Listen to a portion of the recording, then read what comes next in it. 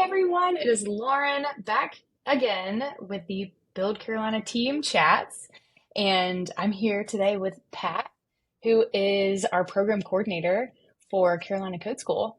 And Pat, I'm really excited to talk to you because you've got a lot going on. It's been a busy year for you. You've had a lot of full cohorts and a lot of cool stories that are student success stories that have been going on. And yeah, so I'm excited to catch up with you and hear what's going on for you right now in Carolina Code School. So take it away. Tell us who you are and what you do for Build Carolina. Sweet. Yeah, definitely. Thanks, Lauren, for all literally handling all of this. But yeah, so hey everyone, my name is Pat. Full name is Paticella Alegria. You might, if you were to Google me, you'd probably see Paticella Ale. The reason for that is because I did take my wife's last name when we got married. So that's just a little fun fact about me, just in case you like, who is this guy? And you see two different last names, and that's the reason why. But yeah, as Lauren said, I'm the program coordinator for Caroline Code School. I've been here for a little over a year. So last June was my year mark. And I'm loving it. It's great. And then so one thing that I pretty much do, what I like to tell people is that my job is to make sure the building doesn't catch on fire. And I think I'm doing a pretty good job at that right now. But to be honest, my what I do is to make sure that our students are fully prepared and well aware of everything that goes on during the course. So that way they feel 100% about coming into the course and also during their time here. Um, and then if I'm not doing that, then I'm working with companies that we partnership with to make sure that during our career services portion of the course, everything's set up. We have company tours, we have resume building, mock interviews set up. And then so that way, even after the course is done, we're not just leaving our students high and dry. We're making sure that they're ready and prepared for the next step of looking for that job. Yeah, so this course, we just finished our 18th cohort at Carolina Code School. It was your which number? This is number 4 for me. So yeah. Four. So yeah, like you're becoming expert level at this, and the partnerships have been really strong and have only grown and surged since you joined the team, which is great.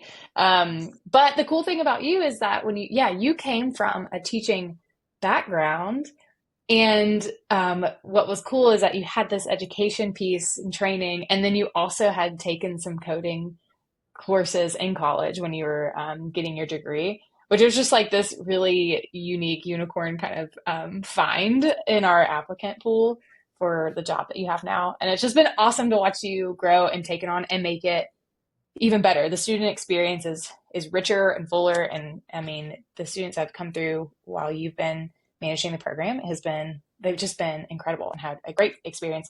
Lots of people. We almost all graduates, so if I'm not just like 99.9% graduation rate, pretty close to it. And then, yeah, people are finding jobs in this industry despite having an interesting industry market hiring rate overall. So just congrats. You've just been awesome in this position. And I wanted to hear, has there been anything that stands out to you about your role that you didn't expect to be doing or something that's like your favorite part or a highlight? Definitely. So, yeah. So, as Lauren stated, I was a teacher before this. So, I taught for 5 years, originally a special ed teacher, got into Teach for America, and that's what got me out here in South Carolina. So, I taught eighth grade math for 2 years. One of the surprising things that I've experienced while being here at Caroline Code School is so far each cohort that I've had has had someone that just finished high school. Um, Mm. and then so, for example, is it okay if I name drop like Yeah. students? All right. So like for example, Cameron, he just he graduated in the last cohort, so cohort 17, fresh out of high school, and then he got an summer internship at World Finance, and now they just brought him on full time. At 18 years old. Before that, we had Valentina Valverde. She's an amazing rock star, fresh out of high school. Same thing with her. Um, and then got into our apprenticeship program, and she's just killing it. And then so Mhm. it's amazing that people are starting to realize that there are other options other than college, you know. And this is again, from a teaching background, for teaching for the past 5 years, it was important for me to like let my students know that when I was in the classroom, and also our students now, that like you don't always need college, but you should get a second level of learning after high school. And then Mm. so are all these different opportunities out there where you can go and you still can do amazing things even if it's not college. And so I'm really happy and proud to see high schoolers taking that chance and then seeing it be successful. So yeah. Yeah, that is really cool. I hadn't thought about it in that perspective. And like, yeah, like having an alternative.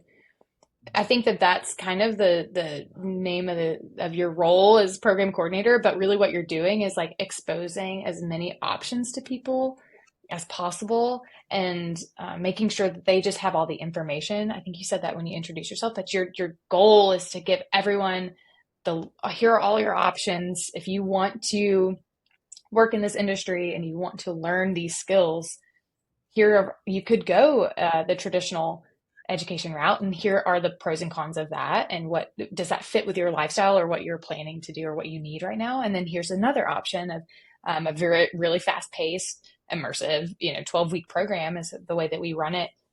And these are your options of how that can work. And you work with people, even from the moment they contact you. You're doing this kind of work with people to make sure that this program aligns with them and they're 100%, just like you said. You want to make sure that they are sure that is going to be the right fit for them in this time right now. What I think is cool that I've heard is that you have had some long conversations from like the very first contact, and it's taken a long time. And I think we have found that too, where it's like some people come in, they apply, they interview, and they're right into the next course. And sometimes it's you do that conversation, you start to talk about how to best set them up for success, for this course, and it takes up to a year or so before they really enter. And you've been just right there along the way for no matter who that person is and what that looks like. So I do think that's really cool and a really awesome highlight that we have had. Yeah, we're getting to people earlier, more often, so it's great. And yeah, so what are you looking forward to now, in the next year? Have you got any projects you're working on, or what's going on? So we did get approved for a new data engineering course. Um, Yeah. yeah, so that's amazing because we do have multiple searching the job market right now. A lot of it's very high demand right now for data analytics or data engineering. Um, we are we're not doing the data course this fall. However, we have decided to push it to January just to make sure, again, quality over quantity. And then so we want to make sure that if we're going to roll this out, we want the best. So even if it's our first cohort, we want to make sure that they're ready for it, and that our instructors are ready for it, because again, we want the best for our students that come here, and to make sure that we're well prepared for them. And so I can't wait for that to happen. That is cool. And that was really you led that initiative to make sure that we were, because we are approved through the state, the Department of Higher Education or Commission on Higher Education. And so yeah, we have a certificate course now because of the work that you put in to do that. So yes, January. So if you're looking for a way to get into data engineering or data analyst roles, then that would be January's apply, and let's see what we can do for January. Okay, so final things. Uh, we would like to hear from each of our teammates, just something fun about you. You already shared a little bit of fun facts, but it'd be really cool to hear anything that, which I know y'all, every time I talk to Pat, I learn something new. That's just wild and bizarre and so fun. But yeah, so today, do you have a fact that you can share, some funny story about yourself that just kind of people can connect with you? Ooh, fun fact. So I am number 7 of 13 kids. And then so it was amazing growing up with that many siblings. Just because there was never a boring day, that's for sure. You always had to be quick with your comebacks. So you just got to be ready to go no matter what. Brother walks into the room, he says a joke, and you got to just go. So I'm pretty good at comebacks now, thanks to all my siblings, both older and younger than me.